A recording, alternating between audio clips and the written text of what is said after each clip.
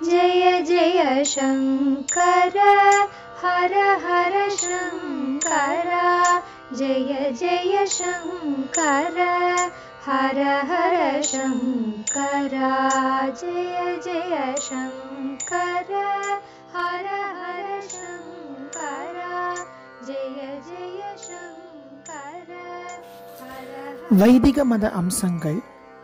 தெய்வத்தின் குரல் 3ஆம் பாகம். தனுர்வேதம். ஏற்பட காரணம்.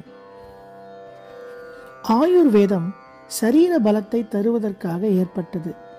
சரீர பலத்தை கொண்டு சண்டை போடுவதை ஒரு சாஸ்திரமாக விதிமுறைகளில் அடக்கித் தருவது தனுர்வேதம். அஹிம்சையும் சர்வஜன பிரேமையும் தான் ஐடியல் என்றாலும் சர்வ காலத்திலும் சர்வ தேசங்களிலும் ராஜ்யாதிபத்தியத்தை விஸ்தரித்துக் கொள்கிற ஆசை, அதற்காக படையெடுப்பது, 2 கட்சிகள் யுத்தம் பண்ணிக்கொள்வது என்றெல்லாம் நடந்து வந்திருப்பதால் போர்க்கலையையும் நியதிகளுக்கு கட்டுப்படுத்தி ஒருத்தனுக்கு ஆயுத பிரயோக முறைகளை சொல்லிக் கொடுப்பதற்கும் ஆயுதங்களை செய்வதற்கு சொல்லிக் கொடுப்பதற்கும் ஒரு சாஸ்திரம் தேவைப்படுகிறது. இதுவே தனுர்வேதம். வேதத்திலேயே தேவாசுர யுத்தங்களை பற்றி வருகிறது. இந்திரன் விருத்தாசுனை வதம் பண்ணினதுதான் தர்மம் அதர்மத்தை ஜெயிப்பதற்கு பெரிய ரூபகமாக வேதத்தில் வர்ணித்திருப்பது. எந்த சுவாமியை பார்த்தாலும் அசுரர்களை சம்ஹாரம் பண்ணியே அந்த சுவாமிக்கு கீர்த்தியும் அதை வைத்தே பெயர்களும் ஏற்பட்டிருப்பதை பார்க்கிறோம். திரிபுர சம்ஹாரம், ஜலந்தராசுர வதம், ஹிரண்யாக்ஷ வதம், மதுகைடப வதம், கஜமுகாசுர சம்ஹாரம், தாரகாசுர பத்மாசுர வதம், மகிஷாசுர வதம், சண்டமுண்ட சம்ஹாரம், பண்டாசுர சம்ஹாரம், ராவணவதம், கம்சவதம், நரகாசுரவதம், கௌரவ சம்ஹாரம் என்றிப்படி ஈஸ்வரன், மகாவிஷ்ணு, பிள்ளையார், சுப்பிரமணியர், அம்பாள், ராம கிருஷ்ணாதி அவதாரங்கள் என்று எந்த சுவாமியை பார்த்தாலும் அசுர ராட்சசர்களோடு யுத்தம் பண்ணி ஜெயித்ததுதான் அவர்களுடைய விசேஷ பெருமையாய் இருக்கிறது. புராரி, திரிபுராரி, முராரி, மகிஷாசுர மர்தினி என்று பெயர்கள் ஏற்பட்டிருப்பதும் இன்னாரை சத்ருவாக கொண்டு ஜெயித்தார்கள் என்பதால் ஏற்பட்டதுதான். அரி என்றால் சத்ரு. திரிபுரங்களின் சத்ருவானதால் பரமேஸ்வரனுக்கு திரிபுராரி என்று பெயர். காமாரி, காலாரி, கஜாரி என்றெல்லாமும் ஈஸ்வரனுக்கு பெயர்கள். காமம், காலன், கஜாசுரன் ஆகியவர்களை கொன்றதனால் பிள்ளையார் வதைத்தது கஜமுகாசுரனை. தாருகாவன ரிஷிகள் ஆபிசார யஜ்ஞத்தில் உண்டாக்கி அனுப்பிய கஜாசுரனை பரமேஸ்வரனே வதம் செய்தார். முரன் என்று சத்ருவை கொன்றதால் கிருஷ்ணருக்கு முராரி என்று பெயர். மர்தனம் என்றால் அப்படியே தொகையலாக துவையலாக பிசைந்த மாதிரி சத்ருவை ஹிம்சித்து சம்ஹாரம் பண்ணுவது. காளிங்கன் மேல் நர்த்தனம் பண்ணியே இப்படி மர்தனம் பண்ணி அப்புறம் பிழைத்துப்போ என்று அவனை விட்டிருக்கிறார் கிருஷ்ண பரமாத்மா. மாதவன் என்பதற்கு பல அர்த்தங்களில் ஒன்று மது என்ற ராட்சசனை கொன்றவன் என்பது. மதுசூதனன் என்றும் அதனால்தான் பெயர். கேசவன் என்பதற்கும் ஒரு அர்த்தம் கேசி என்ற அசுரனை கொன்றவர் என்பது. பிற தேச மைத்தாலஜிகள், இலியட் மாதிரியான பெரிய காவியங்களிலும் யுத்தம்தான் முக்கியமாயிருக்கிறது. தர்மத்துக்காக யுத்தம் பண்ணு என்று அர்ஜுனனை ஆண்டியாக போகாமல் தடுத்து பகவான் அனுகிரகித்த கீதை தான் இன்று ஞான நூல்களிலெல்லாம் சிகரமாயிருக்கிறது. சரித்திரத்தை பார்த்தாலும் சந்திரகுப்தன், ராஜராஜன், சீசர், நெப்போலியன் என்று ரொம்பவும் கொண்டாடப்படுபவர்களெல்லாம் பெரிய பெரிய யுத்தங்கள் செய்து சாம்ராஜ்யத்தை விஸ்தாரம் செய்தவர்களாகத்தான் இருந்திருக்கிறார்கள். காவியங்களும் இலக்கியங்களும் போற்றுகிற கதாநாயகர்களும் வீரதீர பராக்கிரமசாலிகளாகவே இருக்கிறார்கள். மகாவீரனாக ஜெயசீலனாக இருக்கிறவனை கொண்டாடுவதற்காகவே பரணி என்று ஒரு இலக்கிய வகை ஏற்பட்டிருக்கிறது. தண்ட நீதி. இந்த விவகார லோகத்தில் தர்மத்தின் பொருட்டே தண்ட நீதியும் அவசியமாகிறது. பிரஜைகள் பண்ணும் தப்புக்களை தண்டிக்க போலீஸ், அந்நிய ராஜ்யங்களின் படையெடுப்பை தண்டிக்க மிலிட்ரி என்று 2 விதத்தில் தண்ட பிரயோகம் செய்ய வேண்டியதாகிறது. தண்டம் என்பது ஒரு குச்சி. உபநயன சம்ஸ்காரம் உள்ள 3 வர்ணத்தாருக்குமே ஆத்ம ஜெயம், இந்திரிய ஜெயம், மனோஜயம் செய்து கொள்வதற்காக தண்டம் உண்டு.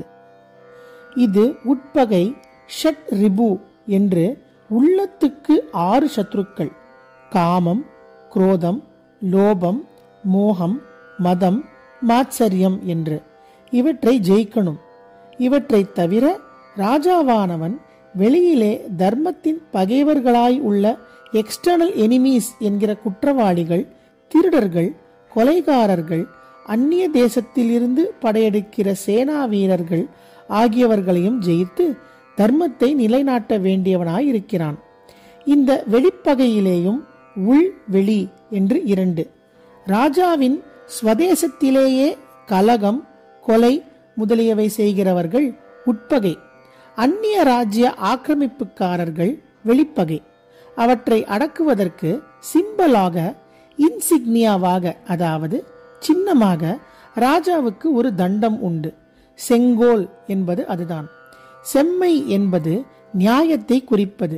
ஆகையால் செங்கோல் என்பது தர்ம நியாயமாக தண்டிப்பதையே குறிக்கும், வெறும் குரூரத்தனத்தால் தண்டிப்பதை அல்ல. தண்டம் என்பதிலிருந்துதான் தண்டனை என்று வந்திருக்கிறது. கண்டித்து அடக்கி வைப்பதை தண்டிப்பது என்கிறோம். உட்பகை புறப்பகைகளை தண்டிப்பதில் க்ஷத்ரியனுக்கு என்று தனுர்வேதம் ஏற்பட்டிருக்கிறது. சண்டையும் ஹிம்சையும் விவகார உலகத்தில் அவசியமாக இருக்கிறது என்பதற்காக எல்லாரும் தேக பலத்துக்கு முக்கியம் தந்து அதையே பெரிசாக வளர்த்து கொண்டு யுத்த அபியாசம் பண்ண வேண்டும் என்று நம் பூர்வீகர்கள் வைக்கவில்லை. க்ஷத்ரிய ஜாதி என்கிற ஒன்றையே இதற்கு அதிகார புருஷர்களாக வைத்தார்கள். எல்லா கலைகளையும் சாஸ்திரங்களையும் கற்றறிந்து அந்தந்த ஜாதியாருக்கு உரியவைகளை அவரவருக்கு கற்றுக் கொடுத்தது பிராமணன்தான். அவனுக்கு ஏற்பட்ட 6 தொழில்களில் ஒன்று இந்த அத்தியாபனம், அதாவது டீச்சிங் ஆகும். ஆனால் இவன் மற்ற ஜாதியாருக்கு யுத்தம், வியாபாரம் முதலிய எல்லாவற்றையும் சொல்லிக் கொடுக்கலாமே தவிர தானே யுத்தம் பண்ணப்படாது, வியாபாரம் பண்ணப்படாது. வேதத்தை ரட்சித்துக் கொண்டிருக்க வேண்டியதே இவனுக்கான ஸ்வதர்மம். பரசுராமர், துரோணர் போல தாங்களே யுத்தம் பண்ணின பிராமணர்கள் எக்ஸெப்ஷன்கள் தான், விதிவிலக்கானவர்கள் தான். அவர்களை எதிராளிகள் இதற்காக ரொம்பவும் மட்டம் தட்டி பேசியிருப்பதையும் பார்க்கிறோம். ஜெர்மனியில் சகல ஜனங்களுக்கும் யுத்த பயிற்சி தந்ததில்தான் அவர்கள் மதோன்மத்தமாகி வேர்ல்ட் வாரை உண்டாக்கிவிட்டார்கள். நம் சாஸ்திர ஏற்பாடு இப்படி அல்ல. அதற்காக அஹிம்சை என்று ஓவராக போய் நம்மை பயந்தாங்குள்ளிகளாகவும் தோற்றாங்குள்ளிகளாகவும் வைக்காமல் க்ஷத்திரியர்களுக்கு என்று தனுர்வேதத்தை தந்திருக்கிறார்கள். மற்ற அரசர்களால் தன்னுடைய தேசத்துக்கு இம்சை நேரும் பொழுது செய்ய வேண்டிய தண்டோபாயத்தை சொல்லுவது தனுர்வேதம். அதன்படி ஒரு அரசனானவன் எப்பொழுதும் சண்டை செய்ய தயாராக இருக்க வேண்டும். இப்போது ராஜாங்கத்தில் சொல்லிக் கொள்கிறார்கள், சீனா, பாகிஸ்தான் யார் வாலாட்டினாலும் எங்களிடமும் மிலிட்டரி ப்ரிப்பேர்ட்னஸ், இராணுவ தயார் நிலை இருக்கிறது என்கிறார்கள். வாஸ்தவமாகவே தயாராயிருப்பது ஒன்று. அப்படி இல்லாவிட்டாலும் எதிரிக்கு தைரியம் கொடுத்து போகக்கூடாது என்பதற்காகவும், நம் ஜனங்களே டிமாரலைஸ் ஆகிவிடக் கூடாது என்பதற்காகவும் தயாராக இருப்பதாக சொல்லிக் கொள்வது இன்னொன்று. இது டிப்ளமசி என்ற ராஜதந்திரத்தின் கீழ் வந்துவிடும். 2 விஷயங்கள். நாம் சேனைகளையும் ஆயுத ஸ்டாக்குகளையும் ரொம்ப ஜாஸ்தி ஆக்கி கொண்டாலும் அப்படி சொல்லிக் கொள்ளக்கூடாது. அப்போது நமக்கு யுத்த வெறி அதிகம் என்று மற்றவர்கள் நினைக்கும்படி ஆகும். அதே மாதிரி நமக்கு சேனாபலம், ஆயுத கையிருப்பு போதாவிட்டால் இதையும் சொல்லிக் கொள்ளக்கூடாது. சொன்னால் இது மற்றவர்களை படையெடுக்க தூண்டிவிடுவதாகும். இந்த டிப்ளமசி சமாச்சாரங்கள் உபவேதத்தில் இன்னொன்றான அர்த்த சாஸ்திரத்தில் வருபவை. தனுர்வேதப்படி ஒரு ராஜாவானவன் எப்போதும் யுத்தத்துக்கு தயாராக இருக்க வேண்டும். துஷ்ட ராஜாக்கள் தன்னுடைய தேசத்தில் புகுந்து அலங்கோலம் பண்ணாமல் இருப்பதற்காக அவன் அப்படி இருக்க வேண்டும். க்ஷத்ரியனான ராஜன் க்ஷத்ரிய வீரர்களை கொண்டே தேசத்தை இப்படி ரட்சிக்க கடமைப்பட்டிருக்கிறான். ஜெய ஜெய சங்கர, ஹரஹர சங்கர, மகாபெரிவா சரணம். जय जय शंकर हर हर शंकर, जय जय शंकर हर हर शंकर, जय जय शंकर हर हर शंकर.